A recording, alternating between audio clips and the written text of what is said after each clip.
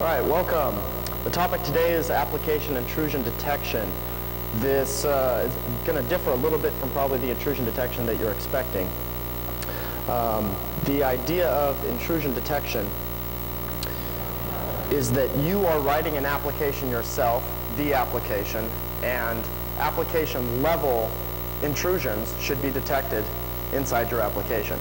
There's no reason to have an actual network IDS sitting there performing state checking, validation, etc. on the data that's traveling to and from your application, because your application is going to have to handle it anyway. So because you designed the application and you know exact operating constraints, you know the exact size of a username, exactly when a specific message should arrive, throughout the design of the application you create, you should definitely be able to know, wait a minute, this is a buffer overflow attempt. This is going to be an authorization failure. This is an out-of-state file transfer request. Whatever it may be, the architecture should actually be secure, built in your application. So, designing explicitly, most people follow what we call a design to work model, one that a specific user needs to make a request, retrieve some data, perform a sort, a search, etc., retrieve the data back, and everything fine and dandy. And of course, in a world without hackers, that would be enough. However, a design not to fail scenario is one that we would propose that you use. The difference between these two, design to work and design not to fail, it isn't just the inverse of the other. A design not to fail scenario will actually propose that an assertion that something is true is not the same as an assertion that something is false, is that the inverse is true. The correct way to actually perform a check in a design not to fail scenario is that you have but one state, not two states. So you have most people will return a true or false from a function and say, if this user is authenticated, we'll return true. Otherwise, we return false. Upon executing such function, the check to assert the success or failure of that function, one might say, assert that is not equal to true. Well, there are many other values that could have been returned from the function. We could have performed a stack-based buffer overflow or a heap overflow, in which case the does not equal true would cover all cases and yet assert that it is false. So if we say the authentication failed, return false. If it is not equal to true, then perform this code, return failure, get rid of the user. If we were to say, if this state is equal to false, then perchance we're not even going to execute the code that we want to get rid of the user, because the return value is something other than true or false. It is in fact a third value. So in times when we design an application and write the code to be explicit, all of your failure cases will become security cases. I'm sure everyone will agree with me, in a production environment, if I can cause some type of exception, even if it doesn't lead to executing arbitrary code on your system, if I can cause it to crash, then a hacker could misuse that to cause denial of service, etc. So all failure cases are going to be attacks in your production environment, hence you should always treat them so in your code. We're going to detect deviations. It's just going to happen. The user authenticates 3 times, it fails. Anything beyond that, we say, hey, maybe this person is brute forcing. It makes sense that not only would we assert specific cases and always return failure, there's going to be deviations in the common usage of a system by which a hacker will use a common entry point multiple times, and we can't just say after the first failed authentication attempt, okay, go away, block this IP address, etc. So there has to be some type of deviation where a little bit is okay, but a lot is definitely not okay. And within application intrusion detection, this is all for naught if we cannot notify people.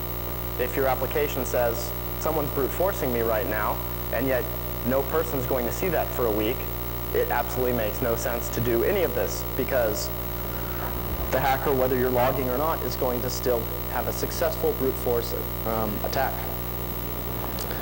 Your user requests are going to be defined. They're going to be defined by the server, not by the client. At no time can a client ever say, I'm sending you a string, and it's going to be this size. Obviously, this makes sense because I'll just tell you, I'm going to send you 5,000 bytes, and if you're only expecting 128, then of course that could result in a buffer overflow. At the same time, I could tell you that I'm sending 5 and send you 5,000, in which case that might result in a buffer overflow. If the client is always required to send 32 bytes of data for the username. If the username is only 9 characters in length, I'm still going to send you 32 bytes. It's always 32 bytes. The rest of the string can be null, zeros, zero terminated string, and the rest is just some known state. But I'm always going to send you the exact same data. With that said, now you can actually create a model by which your requests and answers have a very specific size, and that size is always going to be expected a certain value based on the compilation of the server in a certain state.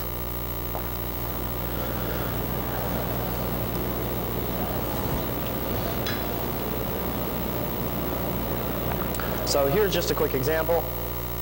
Assume for a moment we have a server by which, when we compile it, there are very specific constraints that exist within the server. The max size of a username is 33 bytes, and that includes null, zero.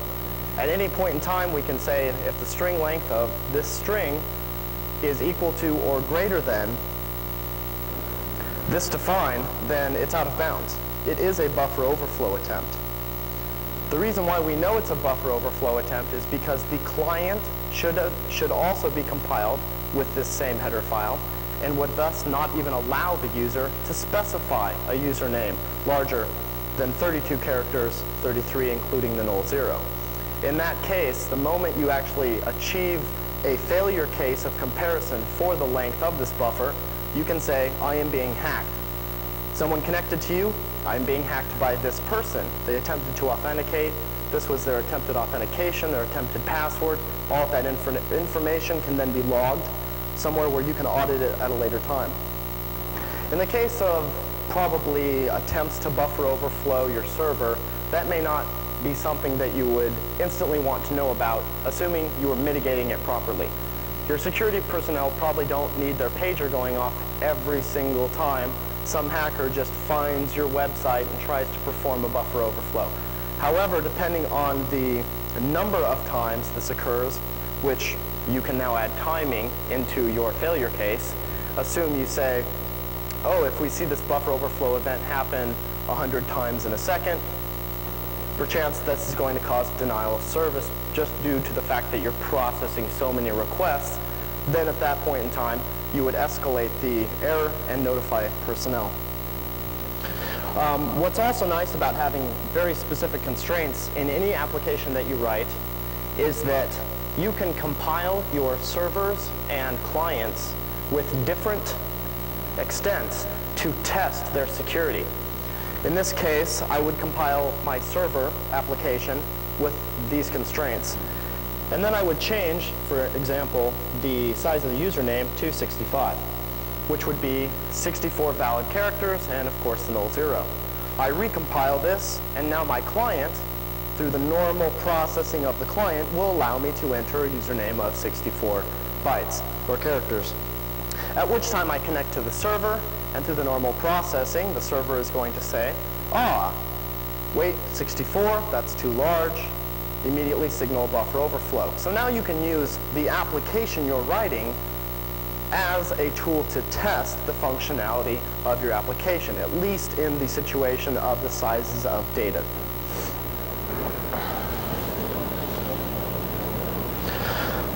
So basic failure case, if the length is greater or less than whatever it is you're checking for, do the work. Otherwise, we have a buffer overflow. Obviously, this is a very simple exploit to avoid. It's probably one of the easiest situations. However, so a lot of people just don't do this.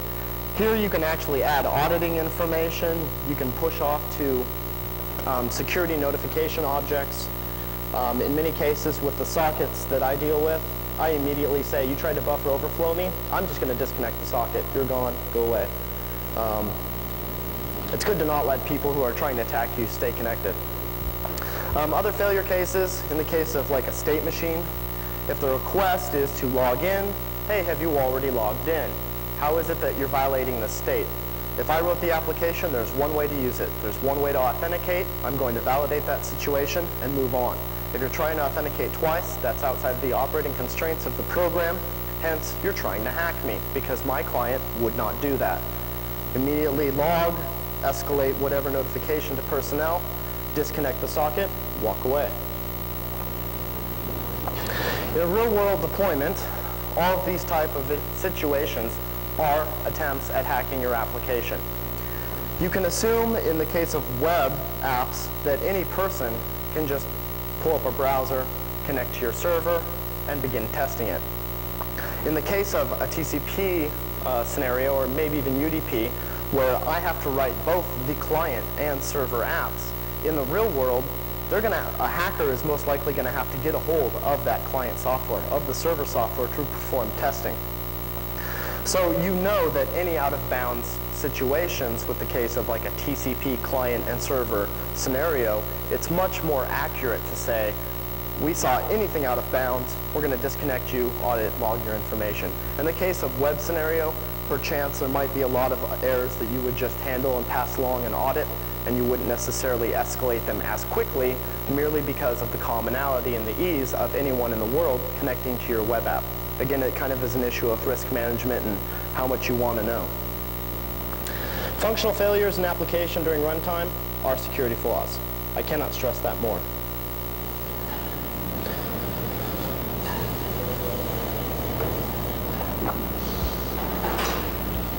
Okay, why would you use this? Why would you care? I think the points are probably pretty obvious.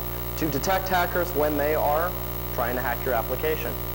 To prevent them from doing so, and of course offer some type of protection. Users will always forget passwords, so obviously you're always going to have some type of deviation detection. Authentication system notifying such failures and security events has occurred. You're going to want to do this, but at the same time, the authentication system is going to be separate from other type of handlers and events. So you will have segmented reporting, but you will have detection based on a specific functionality of your application. In like a web app, for example, probably failures that exist inside of requests to a SQL database a couple tiers behind your presentation layer, if you were to see something there, almost anything, you would probably immediately want to escalate that. The detection of that situation is very important. And yet the detection of many type of potential vulnerabilities, if someone's consistently hitting your website from a specific IP address across the world and doing SQL injection attacks when you know you're completely secure from that, because you've tested that, of course. In that situation, obviously you might just want to run over to the IS people and say, hey, can you block these people from making requests? You know, things like that.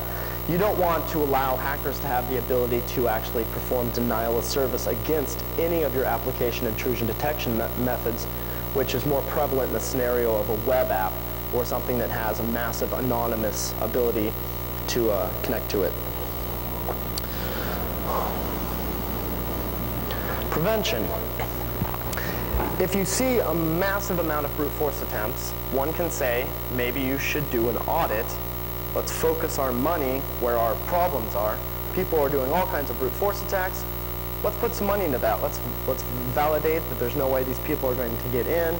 Let's look at the time to brute force. Is there any way we can slow down the response time? You can actually look at the statistical analysis of the type of attacks, maybe even inject a little hacker profiling there to see, well, how tricky is this type of attack to be pulled off?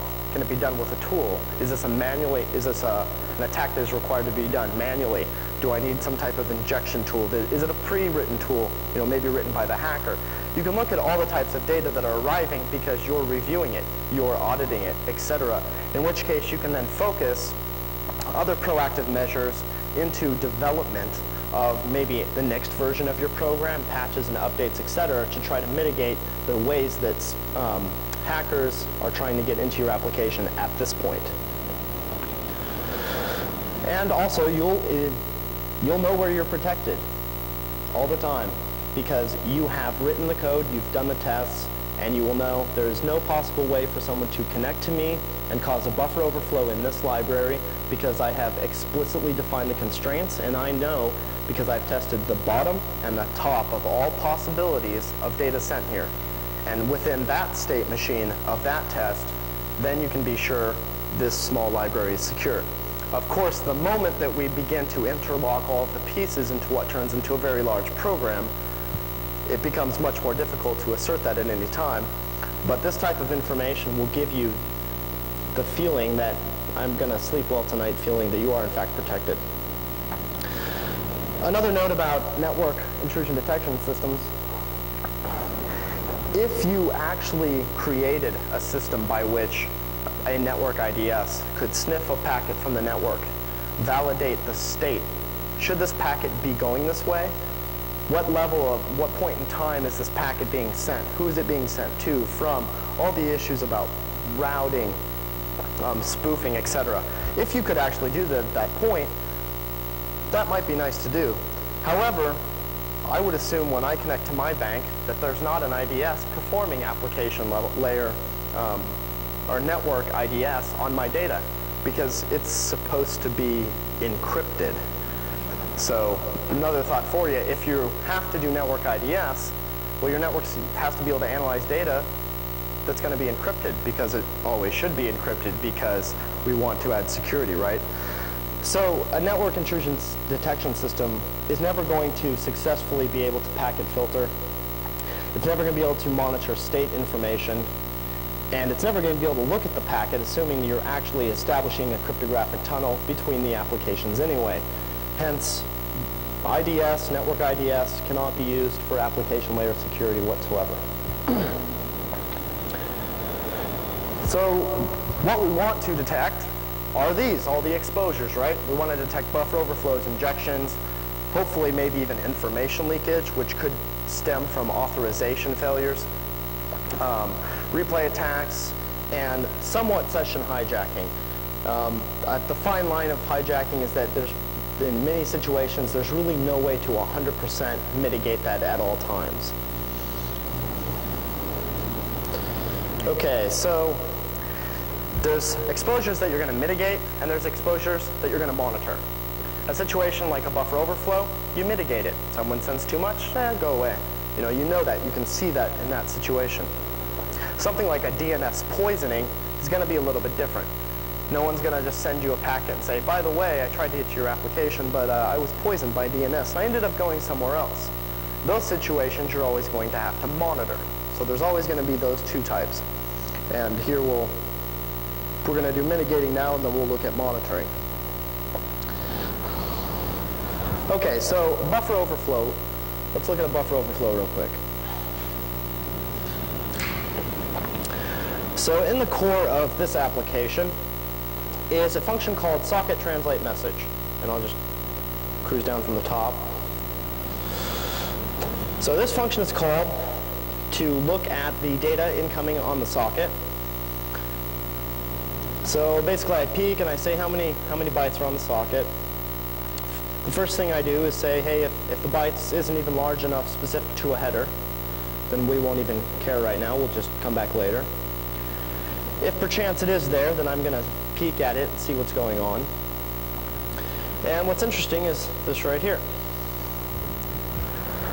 I've commented out this assert because this assert is going to fire constantly in any case of a hacker showing up.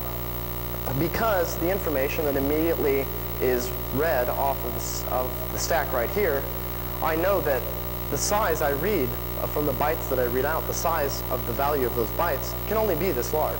It can't be this large. And I know that if they give me a 0, then we deal with that as well. So no error occurs. If it's not the size of a message header, this is an explicit line of code. This isn't, as long as it's as much as the size of a header, we'll allow for some extended structures. We don't do that. So immediately, we're going to do our internal alert, which passes through a common functional, or a common function, a common error handling routine that we can actually employ in any type of object, in which case you can have your common error handling. We're going to post this that we had a failure. We're going to turn false. Any return false from any internal functions constitute a situation that a hacker has hacked us or is attempting to hack us. The reason of that is a functional failure is a hacker's attempt to hack you. If perchance the message size or the specified size in this header that is transmitted to us is greater than the maximum size, then again, in debug, we're going to throw up a nice error and then dump the information out to our log. Return failure will then again disconnect the socket. You can see how much error handling code you have to have in here for performing specific state checks against data. Another case, if the data isn't so big, I repeat myself. As we go on and on, all the possible failure cases, eventually we know that we have somewhat of a valid message header, valid in the amount of bytes that we have read. Then we will signal a true case where then later it will be validated even more for content. And we'll execute this and see how it does. I'm going to connect to it with Telnet just to connect to the pipe, and I'm just going to start sending arbitrary bytes. This code right here will actually read the bytes up until we have a message that either at some point in time it has determined is too large, too small, and jumps out, or I actually send enough bytes that my message header is full, and then it signals this message ready as a success and passes it on for more processing, at which that point the actual data itself will be validated explicitly. Is this bit set? Yes? Great. We can continue, validate the next bit in that packet. It takes a moment to load. All right.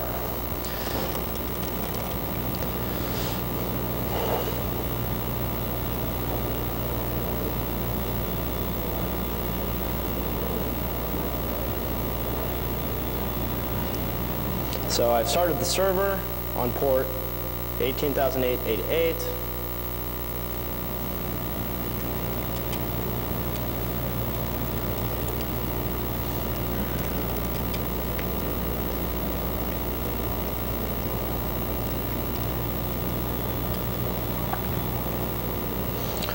Now, after we have connected, the server has sent a message that says, great, you've connected. It begins a specific transfer, which we'll get into in a couple minutes.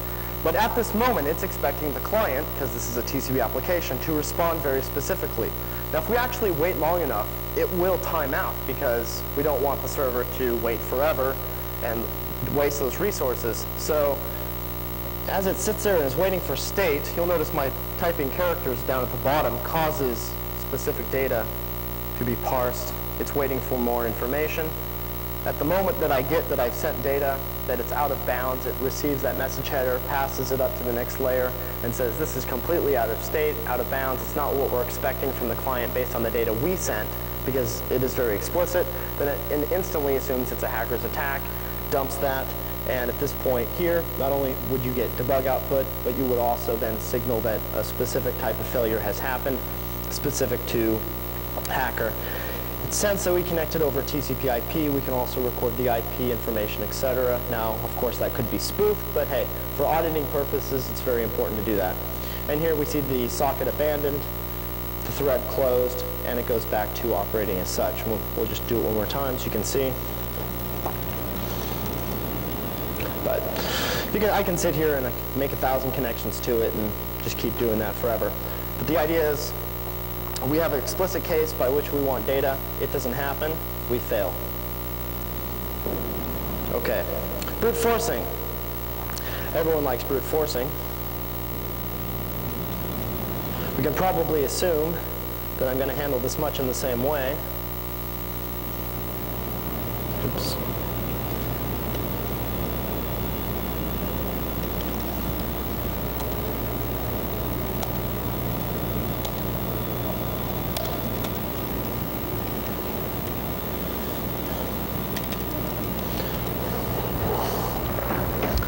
Now the authentication process, local authentication in this case, however, the remote processing would follow the exact same guidelines, is going to allow the standard 3 numbers of authentication, and then the moment that you don't authenticate, it's going to move on and block you.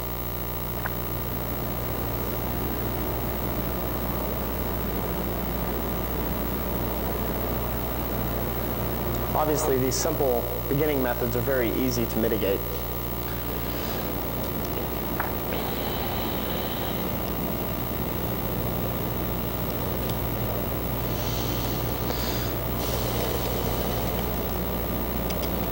Username failed, failed to authenticate, failed to authenticate, failed to authenticate. So at this point in time, at least locally, I've triggered some type of root access protection. Now, the code that handles this type of what I would call a on-purpose denial of service could be used for local and remote connections. What happens here is because we have said you can no longer authenticate for this amount of time, because we think you're trying to hack in, for this amount of time, that user has been denied access. In many cases, and this may be if you've if you have accounts on many web apps around there, you log in, you forget your password, you try it 3 times, it comes back and says, I'm sorry, you've tried 3 attempts and failed. Instead of just slowing down the process of brute forcing and delaying for 30 seconds like I have, they will actually say, your account has been disabled for 20 minutes. Now, can anyone think of a really great thing to do with that? If I know all the usernames in the system, which are technically predictable, oh wait, their email addresses, great, now I can, through a simple process, I can perform a denial of service on everybody's account merely by continually requesting, trying to authenticate for everyone's account. So anytime that you have a brute force style of attack, you have to make sure that if there's a way to slow down the method by which they are brute forcing, that's fine. And detecting that they are through some internal mechanism in your application to tell somebody over here, hello, real person, someone's brute forcing right now, run over to the server and try to mitigate it manually. Try to say, oh, there's these IPs, let me call the ISP and have it blocked, etc. There's really no way you're going to stop all of these people from making all these requests to a public service. And in the case that you just say, let's just turn off everything, now you've denied service to everyone else. Brute forcing is definitely a monitoring type, a monitoring type of solution when it comes to remote connections or remote requests. Okay, out-of-state user requests.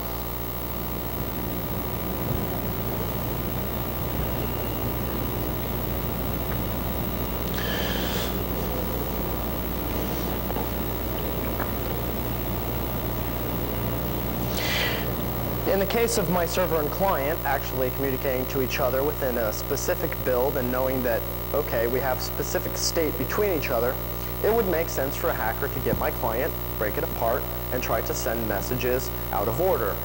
Doing specific, probably black hat style network attacks, buffer overflowing a specific field, 10 packets into the negotiation, all these type of scenarios. It's important to add the protection of out-of-state requests. Remember, we're trying to be explicit, in which case we will say, if I say start and you say ACK, then I will say, here's this next message, and you say ACK. And if I say stop and you don't reply, I'm going to disconnect. If I say stop and you say start, I'm going to disconnect. Anything except exactly what I'm expecting. So in this type of scenario, here is a block of code in which every time the server sends a message, or I should say the server, every time that the initiator of a data transfer sends a message, the remote side is required to act based on the success of that message, required to act based on the acceptance of the transfer at that point in time. So the server is intended or is expecting to receive an ACK or an abort, but in most cases it will ACK. So we have our transfer interface, which we retrieve here, and the first thing we do is say, has it been too long? We're going to time out. You'll notice we immediately log this information, etc., abort the transfer on the other side. Some specific cases, just in case there's network problems, we should still play nice, even if it's a hacker. And down here, we see, okay, so I send a start message, he sends an ACK. His ACK doesn't say anything inside it, it's just an ACK. To anyone's packet sniffing, they see an ACK. The state of the negotiation or of this transfer is on the basis of both messages, and the server started it. The originator of the request is the person who the hacker would want to gain access to, but cannot because of this. If the start has not been acknowledged, then we will if the start has not been acknowledged, then we will immediately assume the ACK is for the message that we just sent. We will assume that because it is an explicit assumption. It is not a generic assumption. In which case, you'll see in this code, the only way to get down to this point way below is if not only the previous message has been sent, but an acknowledge has been received for each individual request.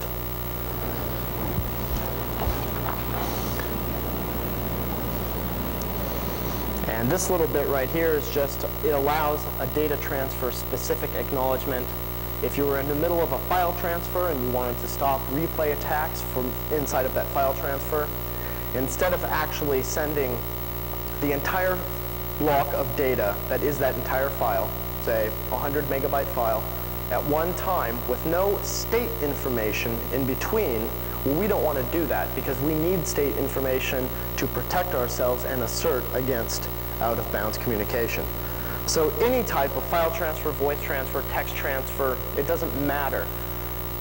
We allow the ability for the transfer interface itself to allow specific acknowledgements, at which time that specific implementation, if he did not equal true upon success of that acknowledgement, can also return false. This is just an example that you can have a completely abstract interface and state machine, and yet support a lot of different types of data transfers and still have a secure foundation.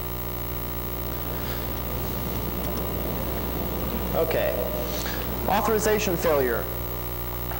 In many cases, your authorization will come from if this person's user ID is equal to 5, then great, let them move on.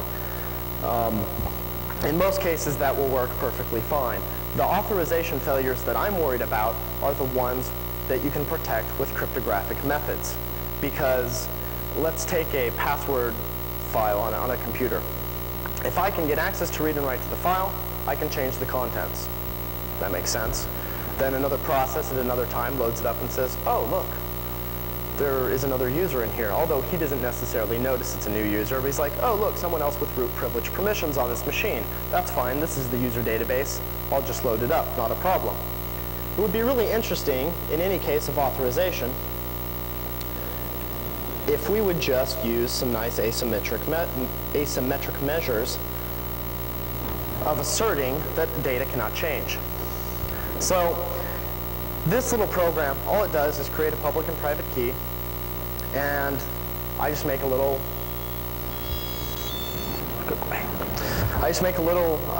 certificate of my own that just actually has a name, a product, a company, 3 strings that are serialized to a file, and then signed using the public-private key. You can imagine for a second what would happen if every time the administrator added a user to his database locally, or your program, you write a program, your web program, and you say, okay, I need to add this specific user. Let me plug in my smart card, which has my private key on it, and after I add this user to it, I'm going to digitally sign this database file. Now, the public key is all that is required to actually assert that signature. And at any time, if the file was gone, the signature didn't match, etc., then we can know that our user database has been modified by some external method. And yet the private key, which is going to be on a smart card that the user administrator has in his pocket, is not available on the system. Now obviously, the great attack tree there would be how can I make it so that I detect and steal this private key? But that's not the point. The point is just simply, let's sandbox some authorization or a point of data where the authorization is key, and most people have none. So let's do this real quick.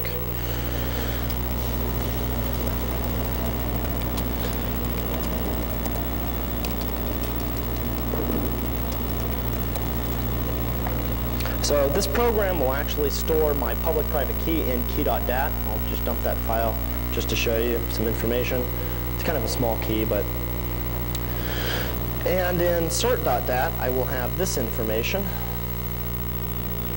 You can see the specific fields that I wrote, and this is just straight serialization. So Drew, class, black hat, the 3 fields I wrote. And then we actually have the public key, which is included, and then the signature at the bottom.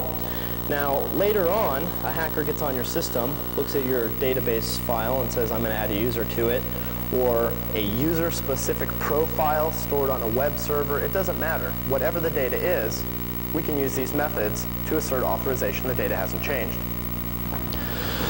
I'm going to now edit the cert, and I'll just go over and change my name to Brew.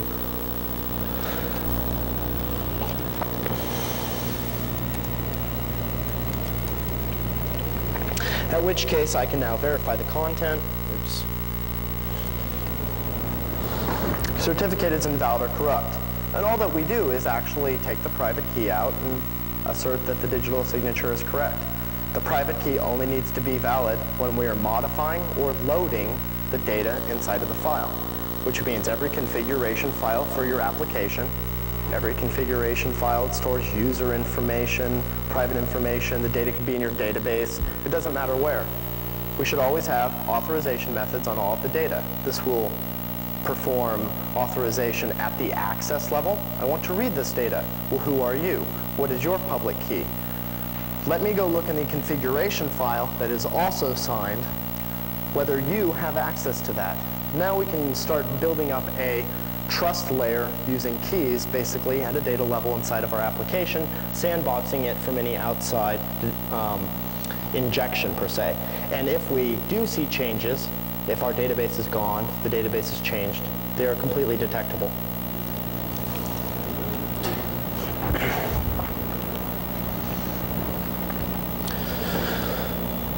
Okay.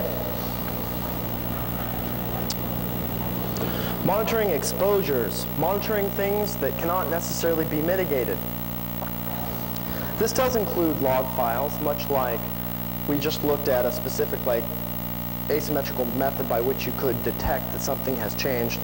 You are, in fact, directly mitigating that. You always know what's going to happen with that. Things like log files. When a log file exists on your system, you should create it during the deployment of your application. You put this application there, you create the log file. If the log file's gone, what does this mean? Where'd the log file go? A hacker must have deleted it. Remember, your application should employ specific and explicit state all the time. So the log file is created during deployment. It's always there. You recreate it immediately after backup. Your backup process of extracting data from your sandboxed, your application, which has everything sandboxed, pauses the entire state, pulls all of the data off. This should be a physical process at physical access to the machine. And then you restore the state to the state of continuing processing. So all of your log files, your auth files, they'll always exist. You're always going to append data. You're always going to maintain, your access privileges to those files. In any case you have some type of injection or modification, we are going to be able to detect that as well. We do that through a much faster process than asymmetrical encryption. Asymmetrical encryption is rather slow, performing signing and validation constantly. Can bring headaches to your processor, especially if you have large user base, lots of users running all the time. So what we want to do is actually implement a method by which we can validate individual log entries as they coalesce or as they gather. And I'll just show you an example very quick. We're going to create this log file, and every log file needs to have some type of authentication So in this case, we're going to use just a password. The password is hashed and then used as an actual symmetric key to encrypt the header. And we'll just use the password for now.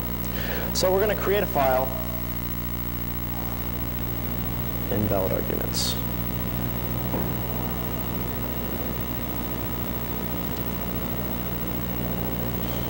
Maybe we aren't.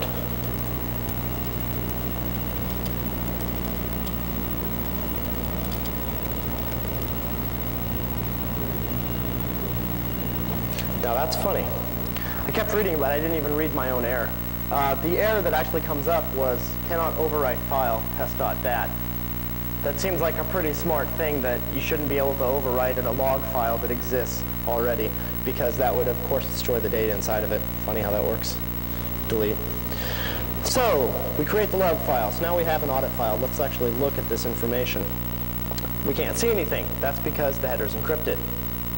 Now every attempt to add data to this, it's going to require this secret password that we have. Now you probably wouldn't have your application be calling down into the shell and having it execute a program like this all the time. You would probably maintain the symmetric key in memory or someplace on the machine. Obviously you're going to have to, because you're doing the hashing and the encryption, etc. on the machine. This can give you problems, because if a hacker gains access to that machine, he will definitely be able to find that key.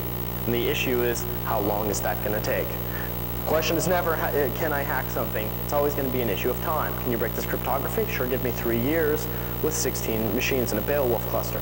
It's always an issue of time. So we always know you're going to have these type of keys and passwords on your machine, whether they're in memory or not, or memory or disk, but you just have to do that.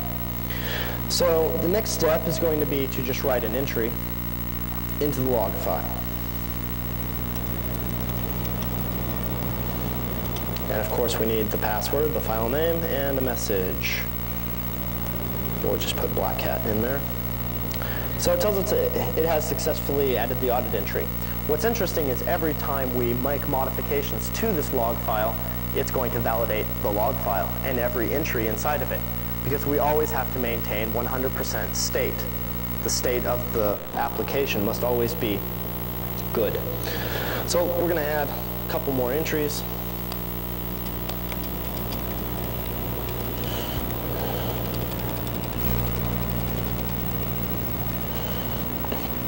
All right, now at this point in time, let's go ahead and just read them back, make sure this program works.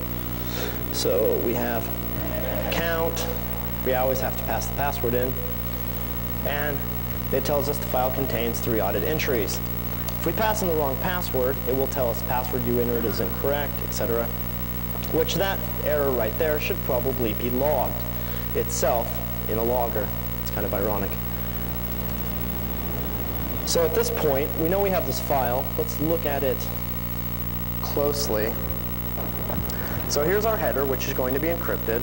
And as we get down to the bottom, here's a couple entries. Now we're not encrypting the entries. We could. But the point of this is just to show a nice, fast way of authenticating your log files.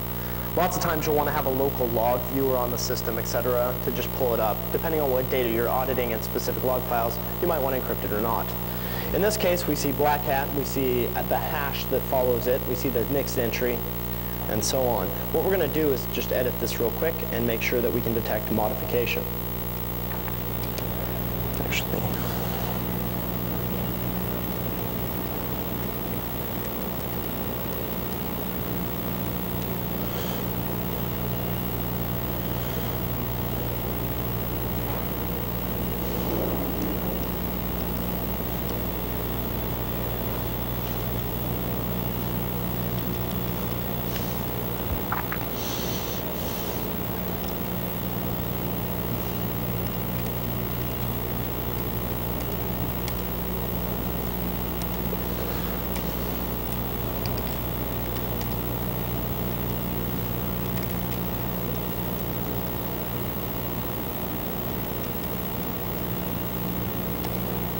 okay, here we go.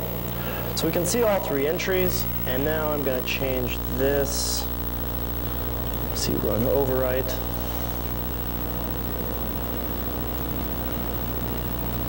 We'll just overwrite that entry. At this point in time, it should be painfully clear that the hash should not match. When we perform we decrypt the header and walk through our hash chain, it shouldn't actually match. So instead of actually just directly calling to validate this file, we're actually just going to try to add another entry. Now in truth, it shouldn't let us because it should always be validating the file at all times.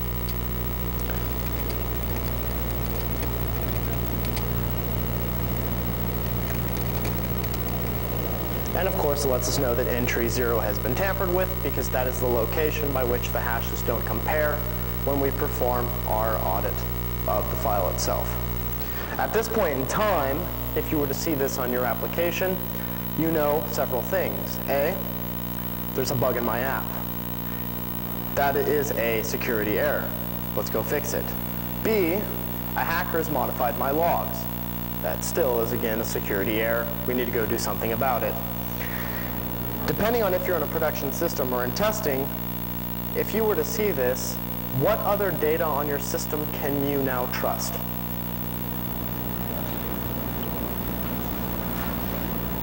Does anyone have an answer? None of it. What if you went to the next log file and it verified perfectly fine? Could you trust it? No. Because you can't know whether I took it, sent it to my friends over here, who have this ultimate brute forcing program, and I got your header key and actually went and wrote my own log file. You can't know. So the moment anything like this happens, you need someone to know about it, because they need to be there to disconnect that machine from the network at that moment. This is how explicit your application must be. Oh, this has been tampered with, and walk away.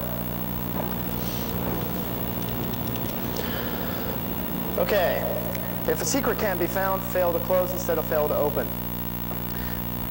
This doesn't necessarily just relate to a secret.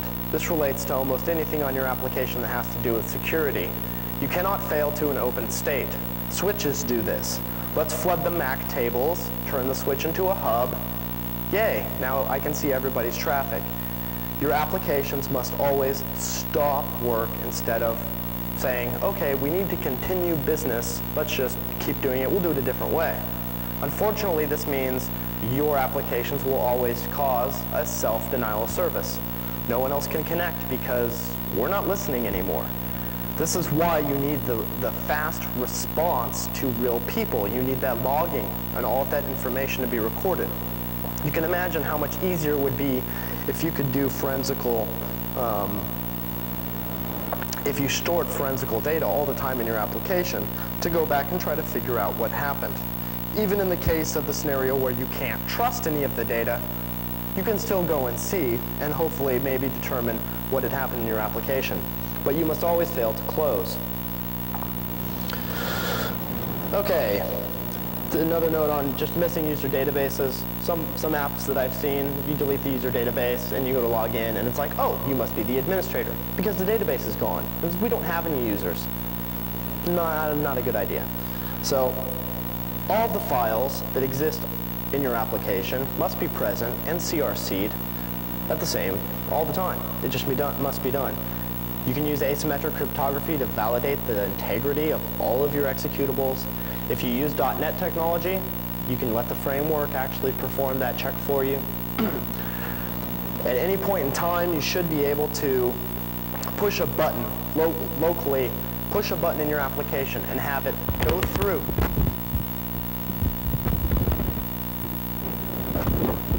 through and authenticate the integrity of all of the data, all of the log files,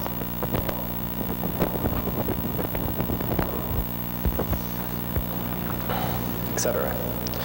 Okay, if you have a database, let's say you're storing credit card information in like a web app, you have a system administrator and it is his duty to sit there and make sure that these machines continue running.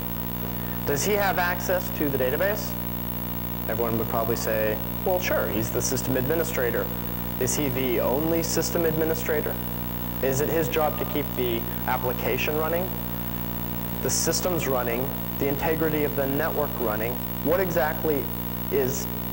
his hats? What is it he's supposed to do? And is he only one person? And it's more important the count of one than any other thing. Because if he's here by himself in the Network Operations Center with a database of 500,000 credit cards, what's to keep him from taking them? Even if they're encrypted. It doesn't matter if they're encrypted. We can brute force that later. How long are those credit cards useful for?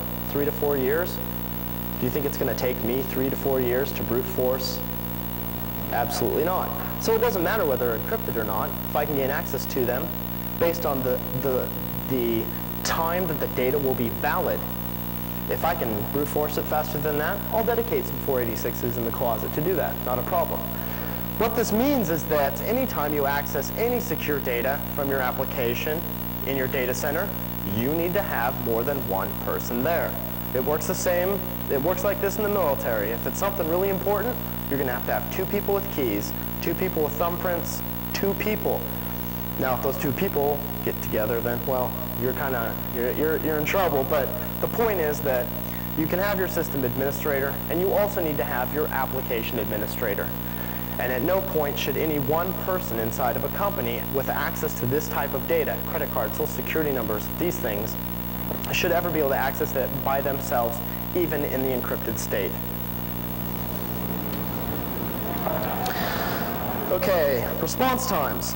Having said that, you have encrypted data, and yet it is just as trivial to take that, brute force it, and then get the credit cards from it. Even if it takes 2 years, we know the credit cards are probably, most of them are still going to be valid, unless they were stolen from some other database. Given that, we have to have some type of time to hack and time to detect ratio, if you will. If you think about a password policy, we need you to have this many characters, we need you to have this many symbols, this many numbers, and it needs to be this long. Well, when that's hashed and stored to a table, the question is, well, why are you going to change it in 31 days? Why would you change it if it's so secure? And the truth is, it's secure from somebody guessing it, and that's why you have this infinite mass of characters and symbols. And you also have the problem of someone stealing your database of all your password hashes. And the idea is, my password policy should make it that when you type in your password, after it's hashed, it's going to take 1 day longer for somebody to brute force that, given that they know what the hash is, than when you're going to change your password again. So there's already the assumption in password policy measures that your hash of passwords inside your internal corporate network is going to be stolen because you base your time changes upon brute forceability, which means the level of encryption for asymmetrical encryption, symmetric encryption, encryption when you're through a tunnel, SSL, all of these things. You should never transfer data through any of them that's going to be still useful if I can crack that in a year, 2 years, 6 months, etc. Okay, and you always want to be able to notify people, because people can make decisions, and computers, they're not going to make the decisions you want because you're going to need to look at the data. Say, these people are brute forcing us through some distributed mechanism from this country. Call the ISP and block that. You're not going to be, your server's not going to make that logical assumption based on the data. And you probably wouldn't want it to do that, because the moment I could determine it, some other hacker over here could spoof all those addresses and perform an on-purpose denial service to someone else. So you need people to always be notified for anything from my hash chains of my logs don't successfully audit anymore. We have a failure there. The authorities, depending on what type of data, you're going to be able to notify them. So you should always have a literal process at your company for your application of actually responding to these people when needed.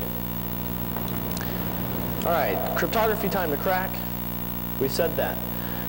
It's important to probably check out the RSA Labs sites, counterpain.com, Bruce Schneier, all of these resources that deal with cryptography and keeping up on constant changes in cryptography. What's the next secure bit size, et cetera, et cetera. You need to keep up on that, especially if you're rolling out new software, et cetera, to make sure that you're using those levels of cryptography, or else the fact that you're using cryptography at all is just going to become pointless because anyone can brute force it if they sniff it.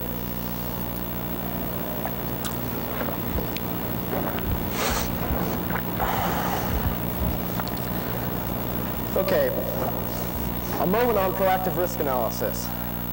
Obviously, every type of mitigation and monitoring, using this type of technology and saying, we're going to spend a lot of time in our design phase, look at the technologies we're going to use, determine all of the exposures that exist, all of the known exploits that exist, create an explicit design that mitigates or monitors all of those risks. You're gonna say, how much money is this gonna cost? In which case, performing any of these measures will come down to some type of business decision that determines if it's gonna cost us $1 million to do all of this with an application that 10 million people are gonna use, but you know what? Our risk isn't that high because we don't store this data, and wait, the speed, we can't really do that cryptography thing because we have to have a round trip time to, say, Turkey in 5 seconds, and we can't do it if we're doing asymmetric verification. You can imagine all the things that go into determining whether you're going to actually do a specific implementation to mitigate or monitor certain exposures. At the same time, you might already have an application, and you might have, maybe some code you saw here triggered something in your brain, or maybe you already have an actual vulnerability that you know about, an exposure. And in those cases, it's still going to be a business decision of whether you ship today or you wait a week and ship tomorrow or next week. In that case, if you're going to ship this week and make 20 million and ship next week and make 10 million, how many people in here would say, throw away $10 million? Yeah, probably not going to happen. You're going to take the extra 10 mil, and then you're going to have some type of bug floating out there.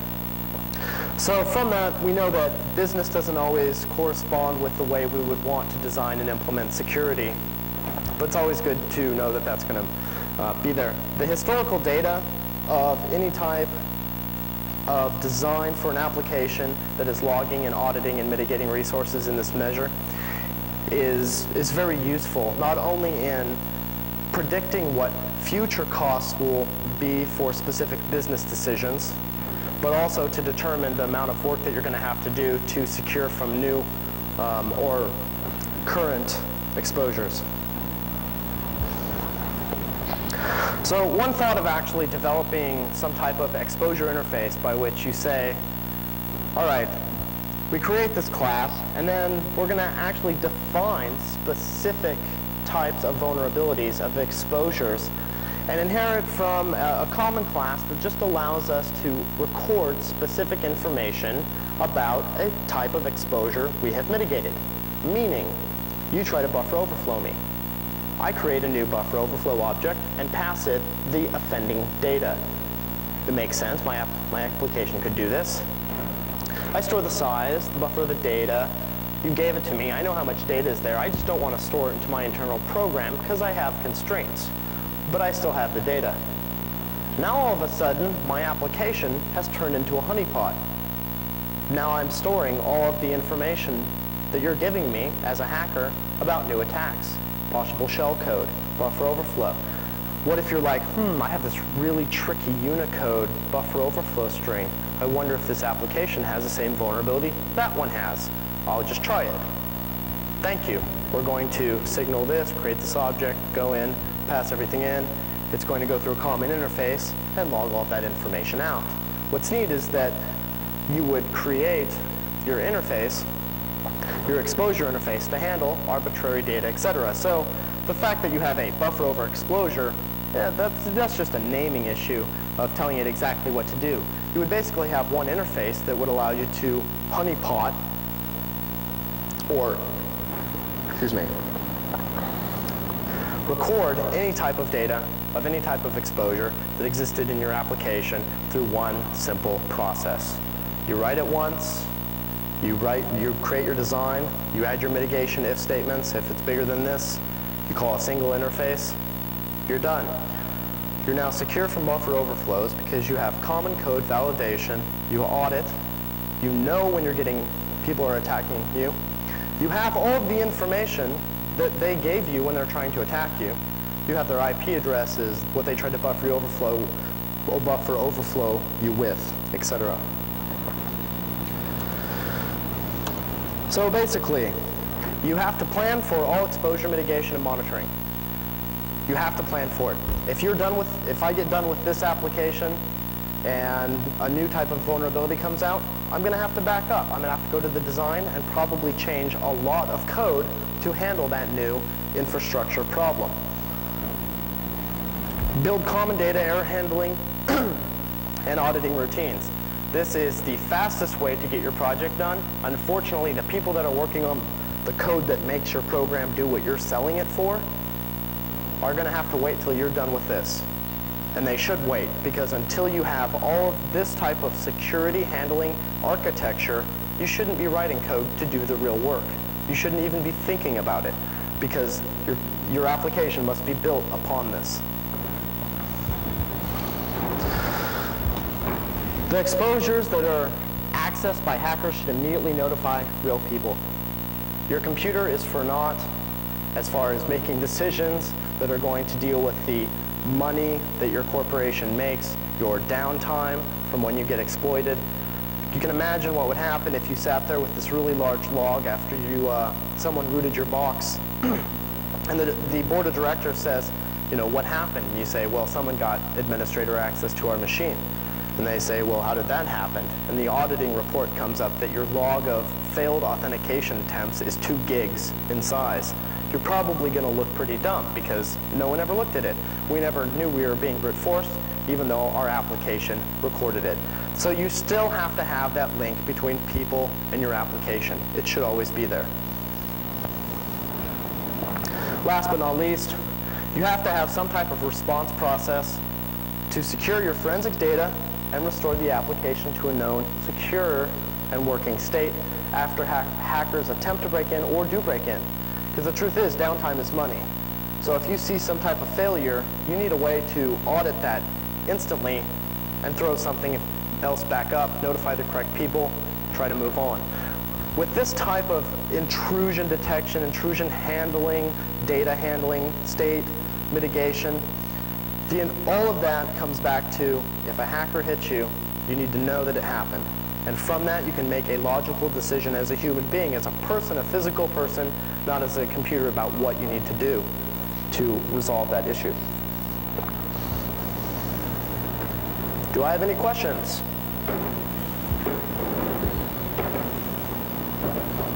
Yes? We see open source common frameworks for handling all this to develop your features and use the structure of the law stuff. I've had several conversations about a monitored process by which even very small amounts of code could be built up over time through some type of open source project, just to give possible infrastructure interfaces, not, oh, this is how you perform this grand old function, but just a very low level support through an open source method. And that conversation merely got to the point that the ability to add exploits to open source code, in conversation with certain peoples and some examples that they gave me, I would probably not suggest it. I think that as long as internally you perform your source code audits, your code audits, looking at the source code, your binary audits, using tools, and just common guidelines that anyone could create their own, and probably just as secure as an open source environment by which a simple extra stack variable could be the difference of an exploit or not. And I doubt that any one corporation would want to take responsibility at a level of library use to in that way shout out and say, here are 75 libraries that do these things exactly this way. Sure, they may be functional. Perchance if it was open source with kind of an open licensing that just take and copy and modify and do whatever you want with, maybe it's a good baseline for other corporations to develop some type of secure libraries in that. But I don't foresee ever having the open source project that here's secure stuff, because it won't be. Is that an answer? Okay. Any other questions? Okay, well, thank you very much. If you have any questions, come on up.